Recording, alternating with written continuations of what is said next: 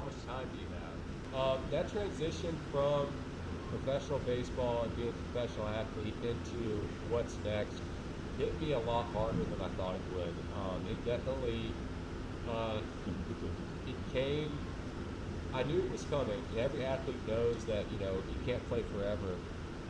But you don't really focus on that, and you play as long as you can. But when it did hit me, it was definitely like I'd been in the baseball sports world my entire life, and that's all I knew. That's all I ever wanted to do. It was my dream job. It's what I always worked for, what I always thought about.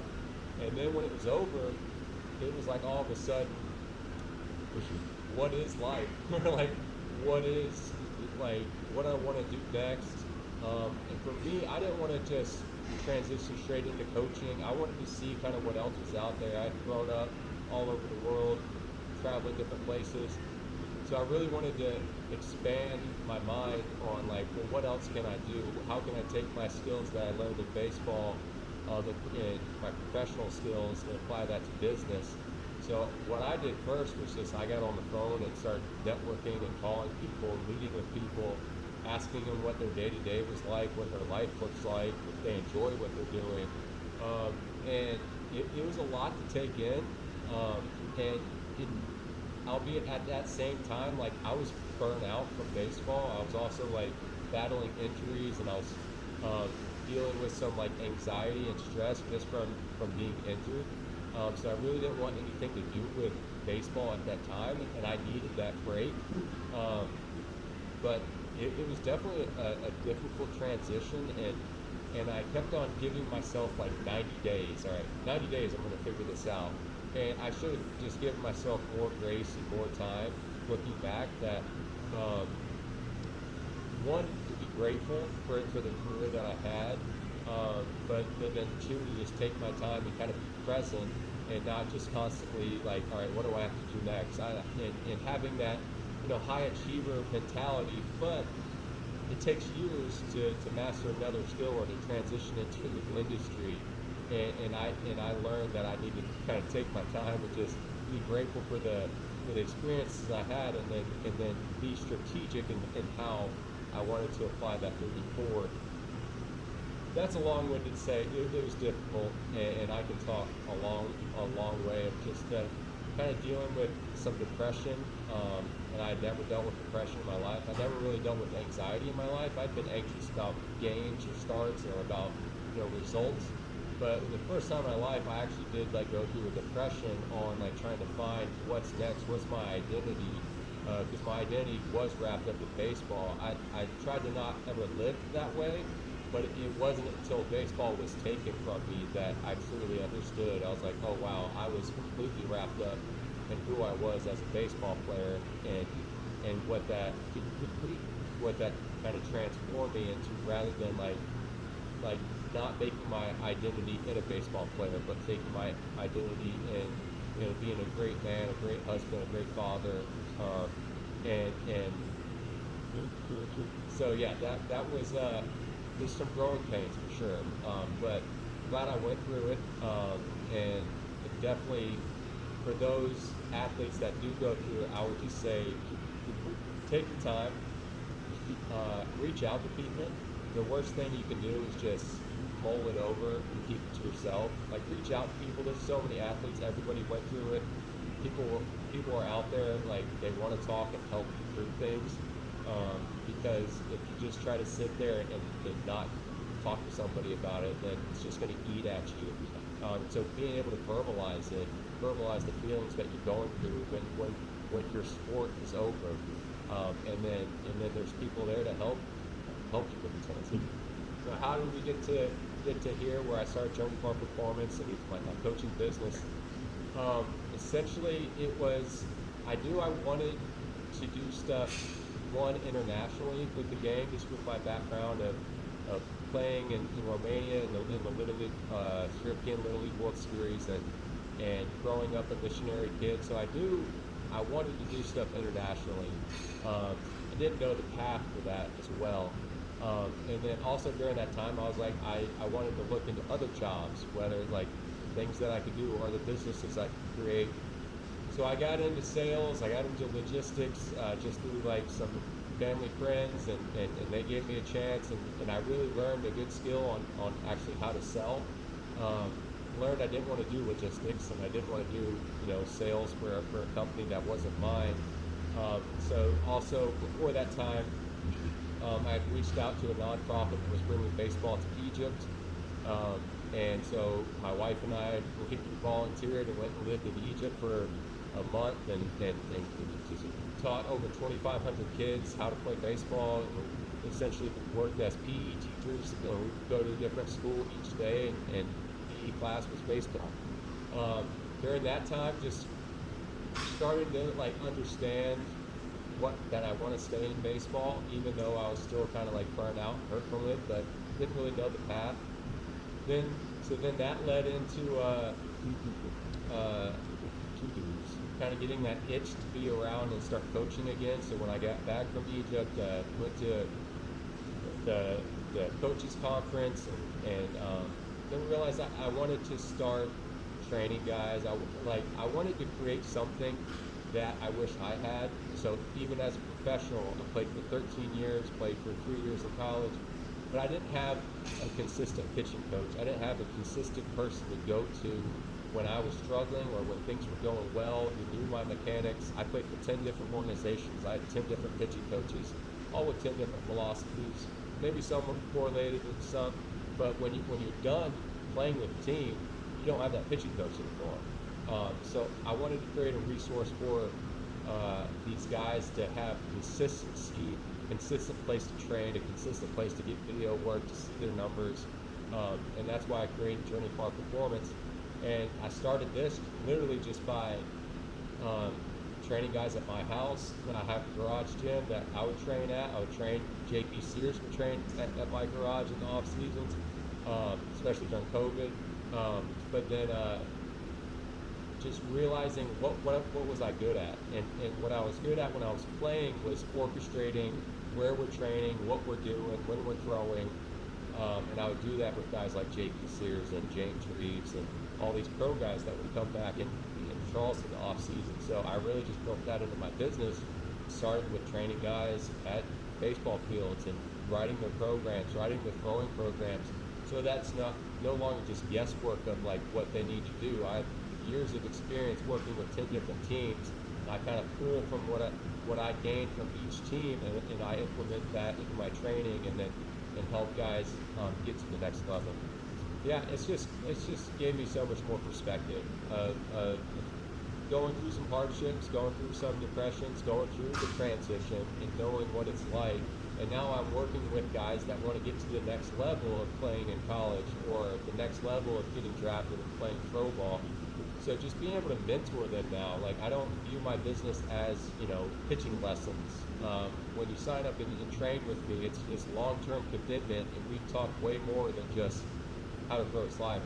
We're also talking mindset, and where you're at in your head, and what's going on, are you sleeping well, kind of things that you're dealing with, and then working on just mental preparation.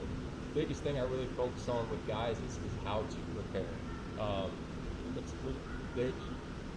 Nowadays, there's so much information, on Instagram or social media, that you can get overwhelmed with, oh, I saw this, should I try that, or I saw this. So me having that experience, when guys come up with questions, I've been through it, and I know usually right off the bat, hey, no, don't try that, or yeah, let's experiment. I tried this, that helped me with this. So it's just been able to have those experiences, have that perspective, and then I can pass that knowledge and pass that wisdom on.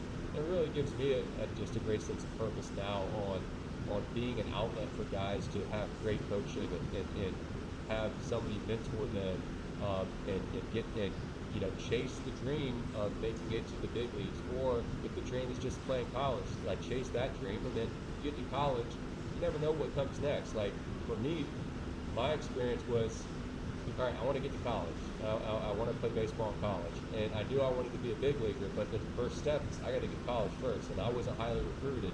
I got to college, developed more, ended up being a first rounder, and so I just really try to help guys with that journey, and everybody's journey is different, and then giving them perspective and wisdom on that. I would say the overall goal for Journey for our performance is to help as many athletes or individuals as possible.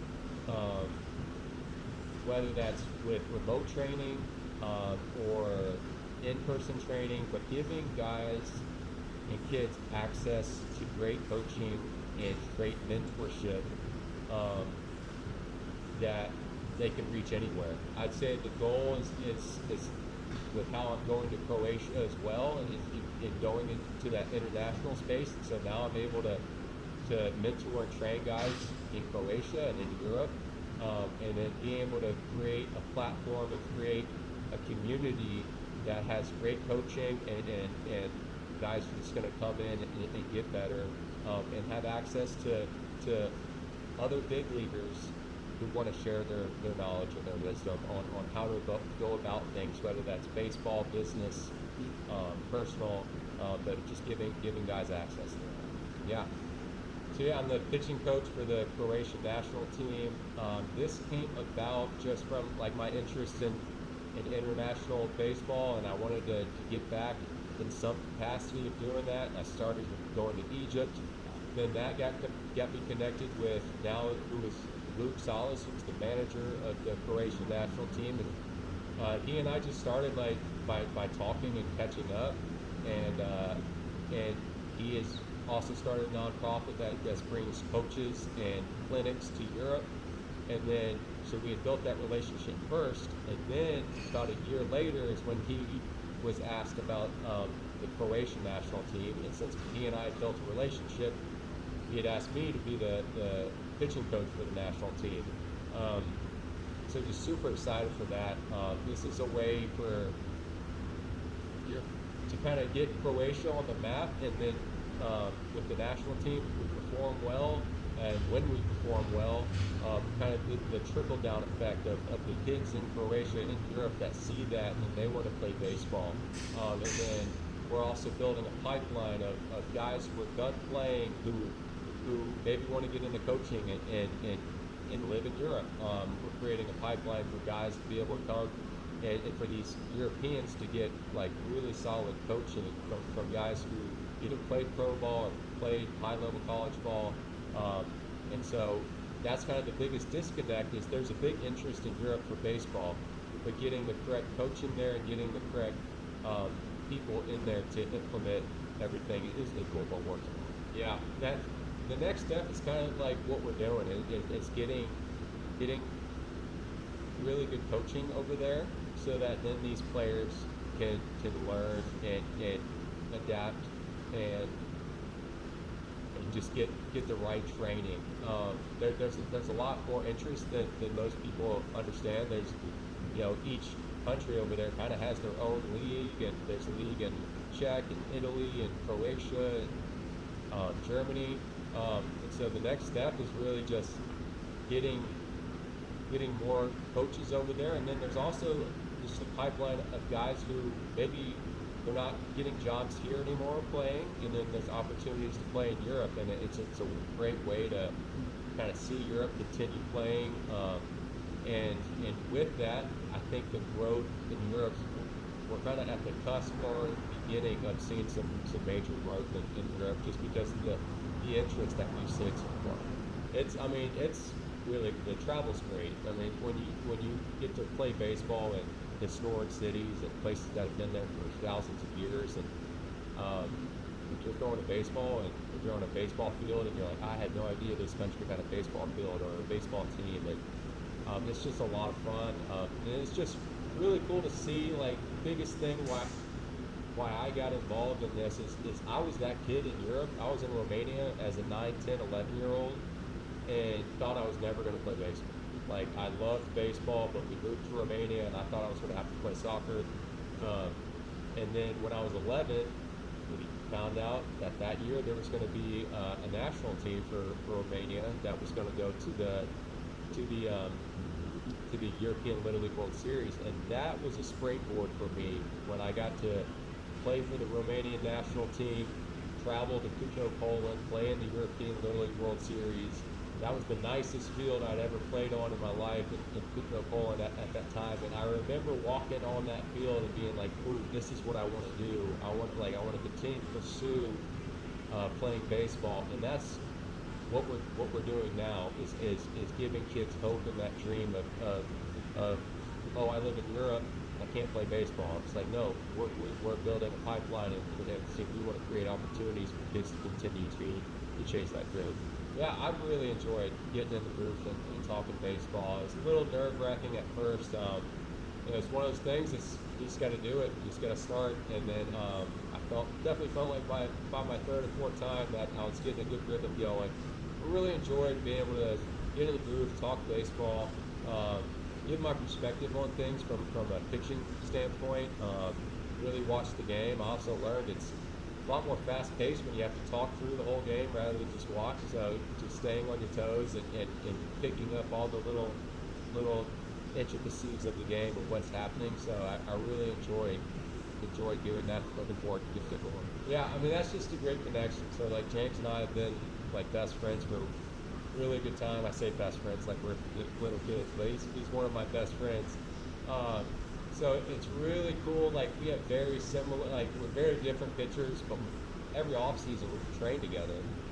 So a lot of our philosophies and like how we go about it are very similar. So it was cool to see like he calls the pitches, and I sit up in the booth and kind of know what's coming just based on like how I know he wants to pitch. So that was pretty cool to see, and it makes it just really fun to have that connection. I mean that is a great question is why? Like why are you doing this? And yeah, in most conversations, people aren't like, well, why are you doing that? Maybe some introspective people that really want to get to know you, but I would say that is a great question on, why are you going to Croatia or why you shoot, starting your own business and coaching guys, and the answer is it's something that I wish I had. It's something that I wish that was provided to me, and it's something that I want to provide to the next generation on having great coaching, having opportunities to train and get better, having a mentor. I think in today's world, it's like I said, you just get overloaded with so much information, but to actually have somebody that you can go to that isn't a coach that's like deciding if you get playing time, but to have a mentor that you're like, hey, what do you think about this? Or hey, I'm going through this, do you have any advice for me? To have that outlet, I think is huge in today's world. And then from the international space, it's just creating that hope and that vision for that kid that was me, and passing that on to the next kid of hey man, you love baseball, there's a path you should